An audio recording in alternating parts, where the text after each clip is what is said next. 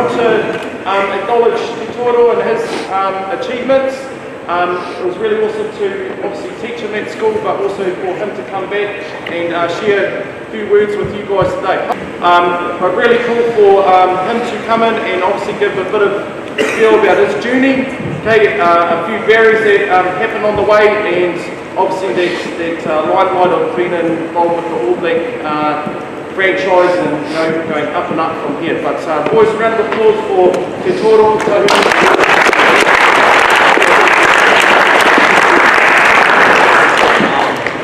You can all hear me. Hello brothers, my name is Toiroa. People call me T, but refer to me as Toiroa. Shout out to older brother. So yeah, spent many times at home playing him on Fortnite. So he knows who the king is. At the moment, that's him. He's a really good player, but yeah, he's good Fortnite. Shout out brothers. Anyways, yeah, privilege and honour to be here today to I guess share my journey and my story. It all kind of started here. We are sitting now is where I used to be, and people like myself and other people would come to speak to us. And I can remember when the Chiefs players used to come here, they kind of gave me a first eye on how they were living their lives and sharing their stories. And there's something I want you to take away from today. Is hopefully one day is never forget where you come from. You can hopefully for me I can inspire one of you to follow your dreams, whether it's to be an All Black or whatever it is, just to pursue your dreams. And hopefully you can do that. Yeah, but I started here, like Mr. Lockwood said, played for the first team when I was about 15, so I remember a few games, and a couple of the games I can remember was playing Wesley. As you know, they kind of, you look at them and you wonder if they're under 18, and at the time they had Nicky Lala and Malakai Fikatua playing, and I remember those quite basic, got a check. I can remember those guys quite vividly. They're different, kind of, I guess, you look around at our school boys, we're pretty big, but back then they were pretty massive too, and they're very scary. You know, you go up to their school, they're playing the drums, they're singing all their songs, and it can be quite scary and quite daunting as a young player, especially when you're 15. You know, I can remember that game, and out of that game we just lost, and a few of the boys that played that game kind of knew, you know, their friends were playing in the other side too, and you notice the beauty of rugby, that you can bring that kind of friendship into place. And after rugby you can let them all go, and then you can have dinner with them and lunch with them, and that's what I like about rugby, and that's what the kind of things that showed me.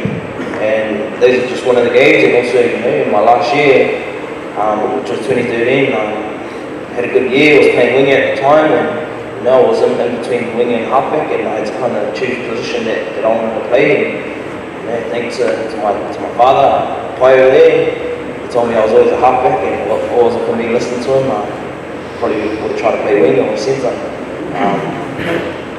Just didn't have the height on my side. You can see over there, he's not as tall, he's not as wide.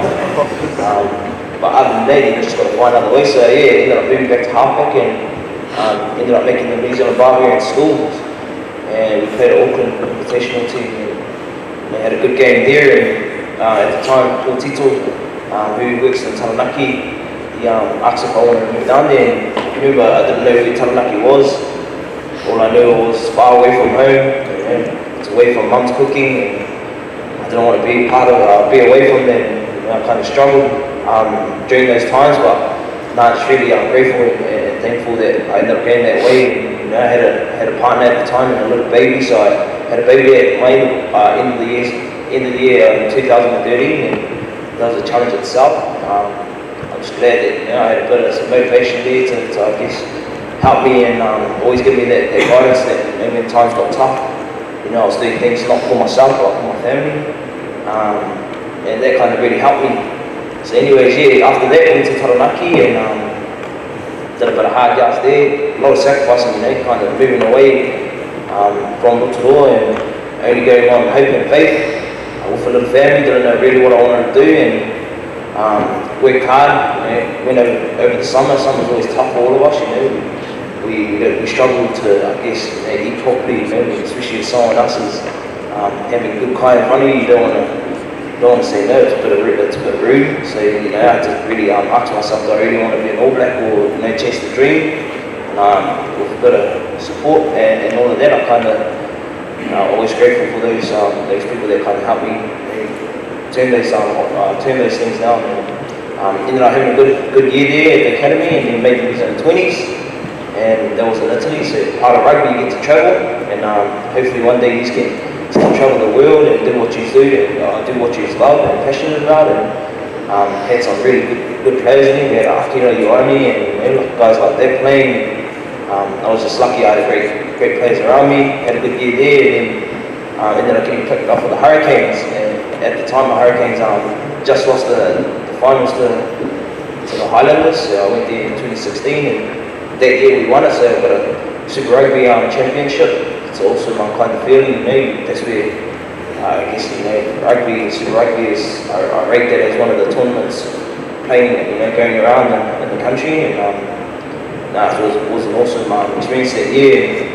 I found myself coming back to the Chiefs a year later, just to be close to my family, and I wanted my little boy to really grow up with all his cousins and all his aunties and uncles and his nan and koros.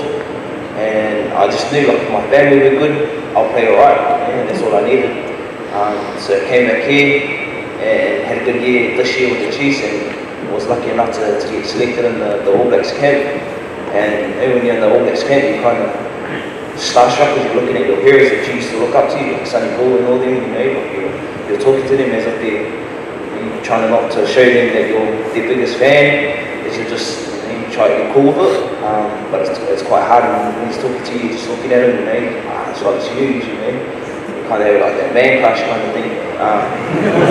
Nothing wrong with that boy, it happens, but and also too, like you see guys like Bowden Barrett around, and stuff like that. It just makes you want to be a part of that, and you want to be in that team forever. But from all of that, kind of came with a lot of sacrifices. I had to sacrifice a lot of my family time. With the boys having call on the weekends, I had to sacrifice that. I had to sacrifice partying and all that stuff. So it all kind of, I'm just kind of fortunate. Went that way towards coming an All Black, and hopefully one day you can do that. I also too every up there's a down, so I wasn't getting selected in teams, and injuries, so it's kind of put a toll on my career. And I guess if there was something that I can push forward, as a message that I can push is write your goals down, set yourself high goals, and then work a plan from that, and then you can achieve it. Nothing's impossible, I never thought I'd be an All Black when I was here, but if you're really passionate about it, you do anything that you're willing to do to, I guess, get there. But man, it's an awesome opportunity that I'm in. You get to travel, like I said, you get to play in front of massive crowds. But you also, something I'll never forget is doing the haka and singing the anthem, and that's something I always hold forever. And like Matua said, it's an exclusive club, the All Blacks, so not everyone makes it. So if you have the opportunity to I guess, want to be an All Black or Kiwi, just go hard for it.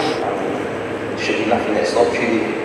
So yeah, thank you for having me here today. It's awesome, but once we see in Monaco, I didn't know what that place was too, so did a bit of research there. They're the ones that it's a wealthy place there, it's rich.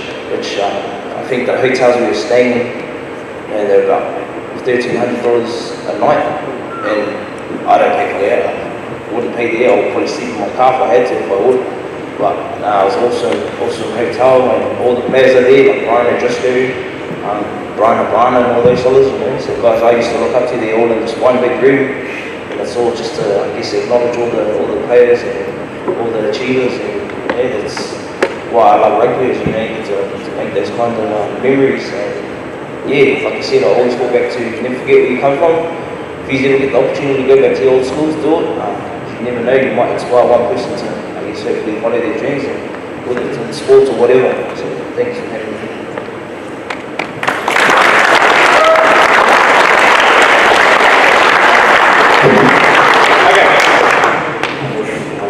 So we're going to do a few questions. I'll do the first one, then I'm going to put it out to you guys there. if you've got any dying questions, I guess, or questions that you want to know about Toiroa's journey, things that were interesting or pretty amazing, you know, things like, I know, going into getting your gears. I know there was one thing that when I first looked at researching All Blacks, we did a little assessment for our senior boys here. This was probably in 2007, and we could do a bit of research around sponsorship. And just going into the room there, they go into this room, I don't know if it's the same, and that's my little question. I want to know how that operates there, but going into this room, it's just full of everything. So you've got shoes, you've got glasses, you've got undies, you've got all sorts of stuff, all Adidas. Okay, so what was that experience for you there? Yeah, it was pretty amazing. Probably half of this room, you've got shoes, you've got glasses, you've got casual gears, stuff that I'm like wear today, and man, it's just like Christmas Eve, you know. You're in there, you get your box which has your name on it, and it's pulling that box out with all this stuff. So it's amazing kind of feeling when you're getting all of that, you know. And the only problem is when you come back home, it gets taken from the family. As you can see, old man loves to wear the Hurricanes, but I want the Chiefs, but it's okay. It's okay. But hopefully, you know, he's can experience that one day. It's just overwhelming. You just don't know what to start with. You don't know whether to start with the shoes or start with watches. You know, there's everything under there. Some of the boys, they've got toothpaste where they brush their teeth, but it's another story. Awesome. So, and just another question as well. So, what in the life of an All Black? So let's take just probably 2 days out from a game. What's your kind of program look like? Do you do a whole lot of interviews, and is there a whole lot of behind the scenes sort of stuff you guys do, or what's that like? I guess to put these on. So then we'll work back from Saturday, so Saturday's a game, so we'll work for Monday. So Monday will be a review in the morning, looking at who we played and getting the key movements there. And it's pretty light for the first 3 days, and then as we get to Thursday and Friday it ramps up. So Monday will be a review, maybe a gym in the Arvo. There's a lot of downtime during that. It's just more about trying to, I guess, recover the body and get the body right. So Tuesday will be a bit different. You have your training, so you do what you learnt on Monday and put it into Tuesday training. It's not that hard, about 70% of running, so I'm not too sure. I never really passed. I don't think I passed U10s. 70% out of 100, I want to know. But in the Arvo, you also have your gyms, so you're doing double session gyms. And Wednesday's your kind of day off, so everyone kind of chills out. That's what we call like a fortnight day. So there's a crew of us that jam fortnight pretty much the whole day. It just takes our mind off rugby. It's a good opportunity for us to get a bit of banter going. And then our Thursday's probably the toughest day of training. So we do in the morning, we do the Thursday training, which we learn on Tuesday and Monday. But it's a bit under pressure, so it's about 100%. It's what we call our rehearsal, so it's our final day. It's pretty much our game day. And if you're not in the team, it's a good opportunity. If you're not named on the team on Tuesday, it's a good opportunity for you to put your hand forward for the next following week and stuff like that. So yeah, Thursday trainings are really intense. And at the Arvo, it's pretty chill. We have a club room tonight, so it's a good way of I guess connecting in terms of wearing your club jersey. So I usually wear all my club jerseys, so Tweety, and my club from Taranaki, all boys. And you just look around and see all the boys where they come from, and because at the end of the day that's who we're from, and it's a key part of why we're here in the All Blacks today. So yeah, that's our Thursdays, and then Fridays just our captain's run. So our captain's is pretty much what he wants to run. It's probably about 30 minutes, not that hard. It's very short and sharp. And then from Friday and Saturday it's just real low key. It's just making sure you're getting the mind right, getting prepared for the game, so you can just go out there and pull the trigger. So everything's pulled up to the Saturday, so you're trying to prepare to play for Saturday. Even if you're not playing, if you're not named in the team, you've got to get ready, you've got to stay prepared. And then it just recycles after that, just goes in the circle. Like I said, I had a family at the time, we were real young, and the only reason why I couldn't really pursue my league career was because I had a gig over there in Melbourne to Toiroa for the 20s, but I didn't really have a plan for that, as where rugby became a really decent plan to academy to 20s, so I kind of felt right just to go there. Talking to the league boys, it's pretty tough. I'm not, don't get me wrong, but it's pretty tough when you go over there, you get real homesick, and I knew if I was in New Zealand, I could easily drive back for things were getting hard for me. But man, this league I found league was a great opportunity for me to learn how to tackle properly. Just can't really hide. In rugby, as a halfback, you're behind everyone, and you're only saving tackles, so in the league, you can't really do that. It taught me really different things, and just the lines in the rugby league were harsher. I think that there's different physicality. In rugby, it's more flowing, whereas in the league, it's grunt, it's more grunt. It's trying to be grunt under pressure. And, I didn't really, at the time I was playing centre, so I'm not too sure if I went that far in centre. Like I said, height wasn't on my side, and he had to take the pressure.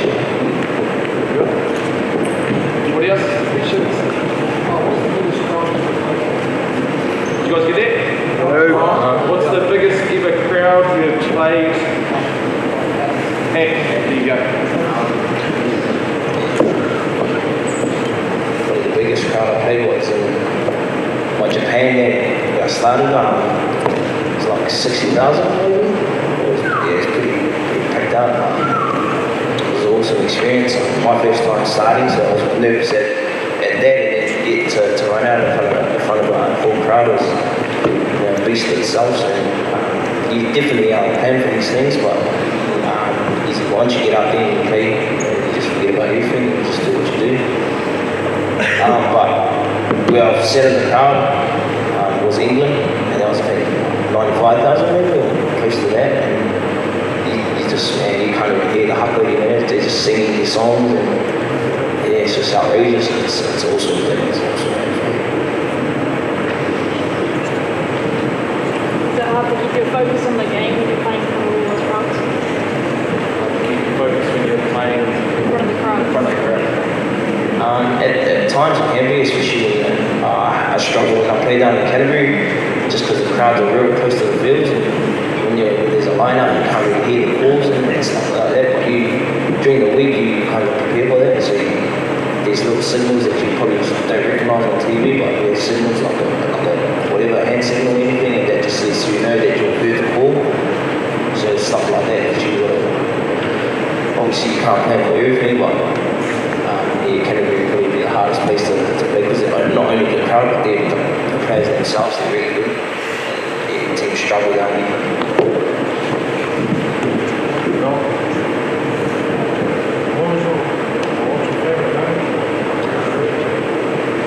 Probably doing the haka bro, as a kid you're sitting in front of the TV, singing the anthem, and doing the haka in front of the TV, but doing it on the field in front of the team with the players and stuff like that. You can't beat that.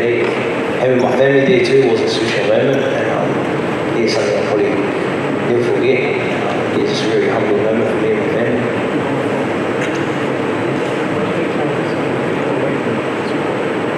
They're both different, but I feel like rugby, you get stuck in rugby, it's the whole different ball game. You've got guys in there throwing elbows. But in league, if you're in the tackle, if you're the first man tackling, it's also different too. So they both have their kind of different physicality in a way.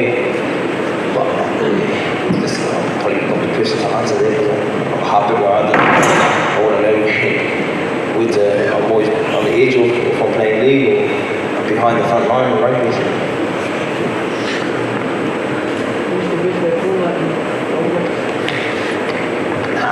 Probably TJ Pinamana and Rico only because of the PC, but PC I heard you can tap the mouse on the controller, you can't get the control of the palm, so it's inaccurate.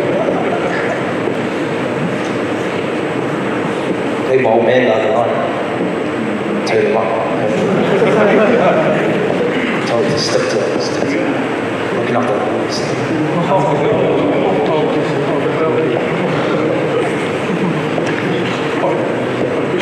What sort of conditioning and stuff are you doing now off season?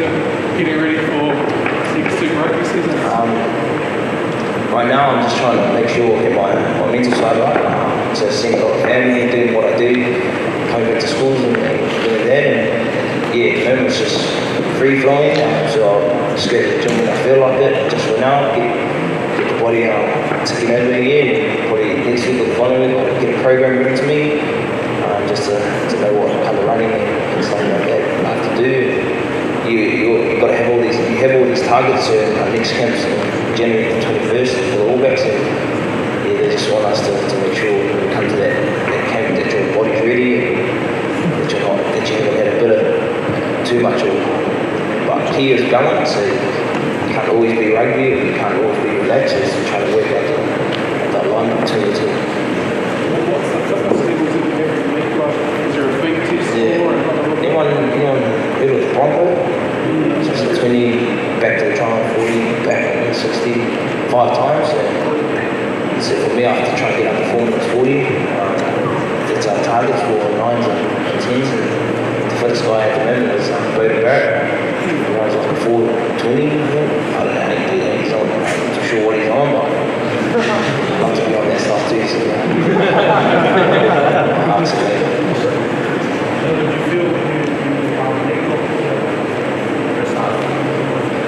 yeah, mixed emotions there. I didn't know whether to, because at the time I was with the Chiefs, and